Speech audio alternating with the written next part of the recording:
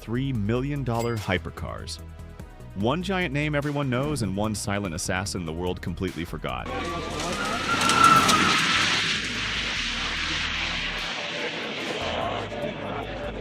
Before Rimac shocked the industry, before BYD started destroying quarter-mile times, before McMurtry embarrassed F1 cars, there was one electric hypercar that terrified Bugatti. Not because it looked wild, not because it was expensive, but because it did something no one expected. It destroyed world records. It humiliated gas hypercars. And it did it years before anyone cared about EV hypercars. This is the untold story of the NIO EP9, the hypercar that scared Bugatti and then faded into silence. Let's talk about the monster born too early. The year is 2016.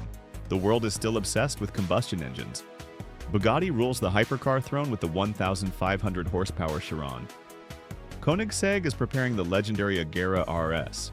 McLaren, Ferrari, Lamborghini, they're all pushing internal combustion to its absolute limits. Electric cars?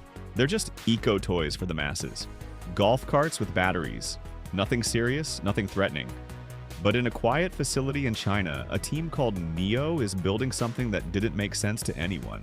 A 4-motor electric hypercar with 1,341 horsepower, a number unheard of at that time, a concept that seemed impossible. This thing wasn't designed to look pretty at car shows. It was designed to embarrass the old world. Carbon fiber body, active aerodynamics that adjusted in real time, racer DNA coursing through every component, a powertrain that nobody understood and everyone underestimated. And NIO didn't hide their intentions. They wanted a car that would terrify Bugatti, Koenigsegg, and every single European hypercar brand that dominated the industry for decades. So they built exactly that. A machine from the future arriving way too early. Bugatti's entire identity equals top speed and absolute dominance. They built their reputation on being untouchable.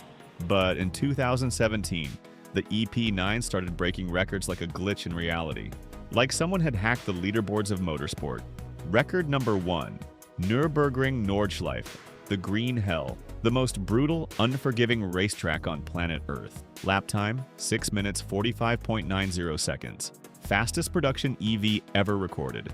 Faster than many legendary ICE hypercars.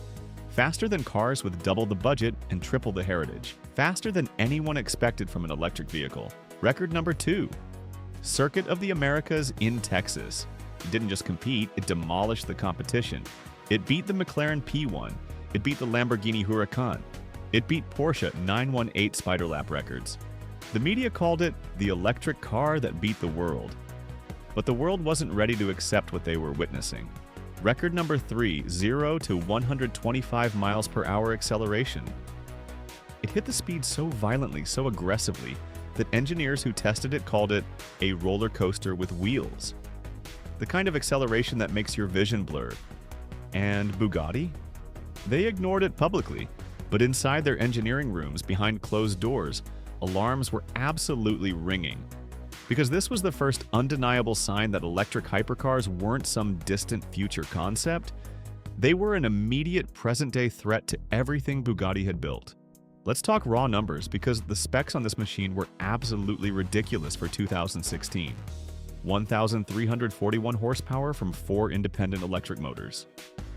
One motor powering each wheel with perfect torque distribution. This was the same power output as a Koenigsegg. 0 to 60 miles per hour, 2.7 seconds. Now, by today's standards, that might not blow your mind. We've seen Tesla Plaids and Rimac Nevera go even faster, but in 2016, this was insane. Unheard of. The automotive press ridiculed it at first, calling it impossible, calling it fake numbers. Top speed, 195 miles per hour. But here's the thing people miss. Top speed was not the point of this car. This wasn't built to be a highway missile chasing speed records on closed runways. This car was built as a track weapon. And on a track, it was absolutely untouchable. Megawatt-level braking power that could stop the car so hard it felt like hitting a wall. 3G cornering forces that pinned drivers to their seats through every turn. 600 kilograms of downforce at 150 miles per hour, gluing the car to the tarmac like it was on rails. These are the numbers you'd expect from a Koenigsegg Jesko or a modern hypercar built in 2025. But this was 2016, an EV from a brand new company, from China, with absolutely zero hypercar history or heritage, no decades of racing pedigree, no legendary founder story. Bugatti executives didn't like what they were seeing, not one bit. So why nobody talks about it today? If it was so revolutionary, if it was so dominant, why isn't it celebrated like the Chiron or the LaFerrari? Because the EP9 didn't get the Hollywood moment it absolutely deserved. Number 1, it wasn't mass-produced, only 16 units were ever built, so it never became a pop culture icon. It never showed up in music videos, movies, or Instagram feeds. It remained invisible to the masses. Number 2, it wasn't street legal, meaning you could never see it cruising through Monaco or parked outside fancy hotels. It lived on racetracks, hidden from public view. Number 3, Rimac stole the spotlight. By 2018, the Rimac Nevera entered the scene with flashier marketing, better media coverage, and took every single headline. Rimac became the face of electric hypercars. Number 4, BYD, McMurtry, Aspark.